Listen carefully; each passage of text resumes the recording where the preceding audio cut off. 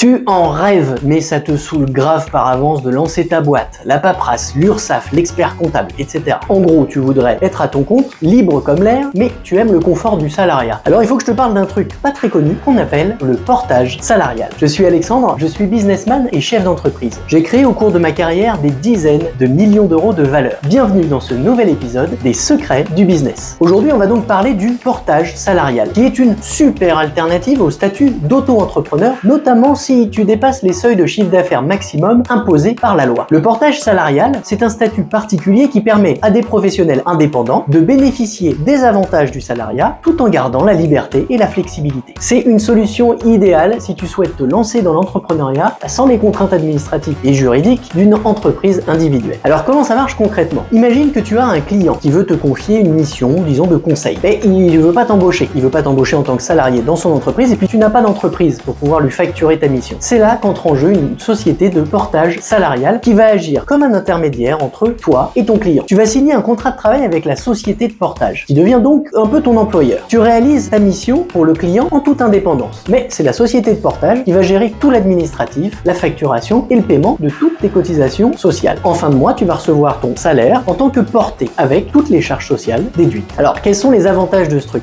Grâce au portage salarial, tu n'as pas à t'occuper de la paperasse. Tu es couvert par les avantages du statut de salarié, comme la sécurité sociale, l'assurance chômage, et tu peux te concentrer à 100% sur ton métier, genre choper des clients. Pour l'entreprise de portage, elle va percevoir une commission sur le chiffre d'affaires que toi tu vas générer en échange des services administratifs et de gestion qu'elle va te rendre. Bien sûr, tout a un coût. Le portage salarial a un coût pour toi, car la société de portage retient une partie de tes honoraires pour les charges sociales, mais aussi la gestion et les frais administratifs. Par contre, la tranquillité d'esprit et soutien que tu vas en recevoir peuvent valoir franchement cet investissement. Alors, prenons un exemple chiffré. Imaginons que tu es consultant et que tu factures 1000 € hors taxe ta mission. La société de portage va retenir entre 5 et 10% pour ses frais, disons 100 €. Avec ce qui reste, elle va payer les charges sociales patronales et salariales. Disons qu'il te restera environ 650 € net avant impôt sur le revenu. Soit dit en passant, si c'était ta boîte, ces charges seraient pour ta pomme. Donc modulo la marge de la boîte, c'est pas forcément un mauvais calcul pour toi d'économiser pas mal d'emmerdes. Voilà, j'espère que tu as mieux compris ce qu'est le portage salarial et que cela t'a été utile. N'hésite pas à poser des questions en commentaire et à partager la vidéo si tu l'as trouvé intéressante. Puis surtout, n'oublie pas de t'abonner à ma chaîne pour découvrir bientôt d'autres secrets du business.